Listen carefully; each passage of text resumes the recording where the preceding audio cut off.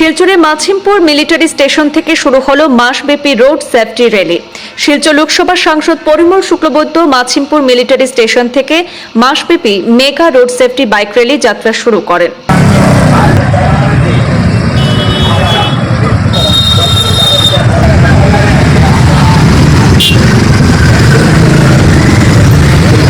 জাতীয় সড়ক নিরাপত্তা মাস 2026 এবং ভারতীয় সেনা দিবস উদযাপনের অংশ হিসেবে আজ বৃহস্পতিবার এই সচেতনতামূলক র্যালি আয়োজন করা হয়েছে।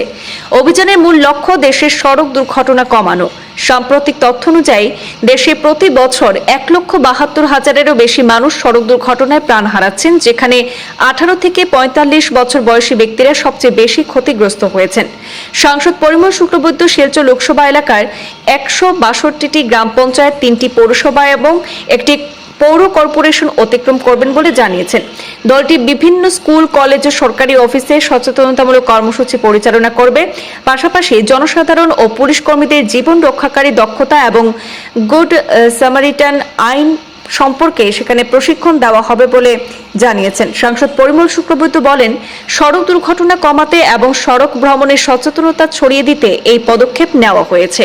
আজি মই আৰু আমাৰ জেলা কমিটিৰ সভাপতি সহ জেলা কমিটিৰ আমাৰ নেতৃবৰ্গ আমি এটা বাইক ৰেলীলৈ ওলাইছোঁ।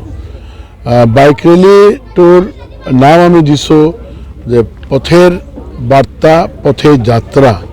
আমি এনেকুৱা নহয় যে ডাঙৰ মিটিং কিবা এটা কৰিব লাগে। আমি আমাৰ দলৰ কৰ্মীসকলক লৈ, দলৰ নেতৃসকলক লৈ আমি 162টা জিপিত যাম আৰু 4টা টাউন কমিটি আছে আমাৰ শিলচৰ লোকসভা কেন্দ্ৰত। এই প্ৰতিটা ঠাইত আমি যোৱাৰ চেষ্টা কৰিম। তাৰ মূল লক্ষ্য হ'ল যে আমাৰ কাছাৰতো বহুতখিনি এক্সিডেণ্ট প্ৰতিনিয়ত হৈ আছে, আপোনালোকে দেখি আছে। কাছাৰৰ আজিৰ দিনত ৰেট হ'ল যে আমি প্ৰতি মাহে 10টাকৈ এবাৰেই আমাৰ মৃত্যু ঘটি আছে আৰু বহুতখিনি ইনজিয়ৰ্ড হৈ আছে। 24ত আমাৰ 100 মানুহ আমাৰ কাছাৰ জিলাত মৰিলে। 25ত আমাৰ 90 মানুহ আমাৰ কাছাৰ জিলাত এক্সিডেণ্টত মৰিলে।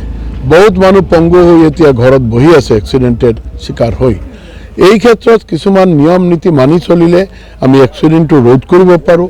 যেনেকুৱা বেছিভাগ এক্সিডেণ্ট টু হুইলাৰৰ লগতেই হৈ থাকে আৰু মেক্সিমাম এজ গ্ৰুপ 18ৰ পৰা 45লৈকে থাকে। তো এই ক্ষেত্ৰত যদি আমি হেলমেট পৰিধান কৰোঁ, ট্ৰাফিক ৰুল মানি চলোঁ, ট্ৰাফিকে যি যেনেকুৱা আমাক নিৰ্দেশ দিয়েটো যদি আমি মানি চলোঁ, ঠিক তেনেকুৱা যদি আমি ড্ৰাংক এণ্ড ড্ৰাইভ নকৰোঁ, কেতিয়াবা অধিক স্পীডত নচলাওঁ, এইখিনি কথা মানি চলিলে আমাৰ বহুতখিনি এক্সিডেণ্ট কমি যায় আৰু আমাৰ ফেটেলিটি ৰেটটো 0লৈকে আমি লৈ যাব পাৰিম। এই কথাখিনি লৈ আমি আমাৰ জনসাধাৰণৰ ওচৰত গৈ আছোঁ।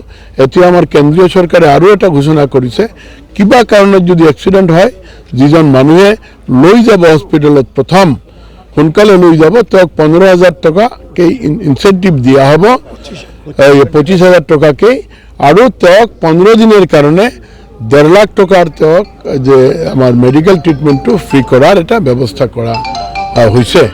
এই ক্ষেত্ৰত জনসাধাৰণৰ ওচৰত গৈ আমাৰ কথাখিনি কোৱা আৰু যাতে আমি পথত মানুহৰ মৃত্যু নহয় তাৰ কাৰণে আমি ৰাইজৰ লগতে মিলি এটা প্ৰয়াস কৰা।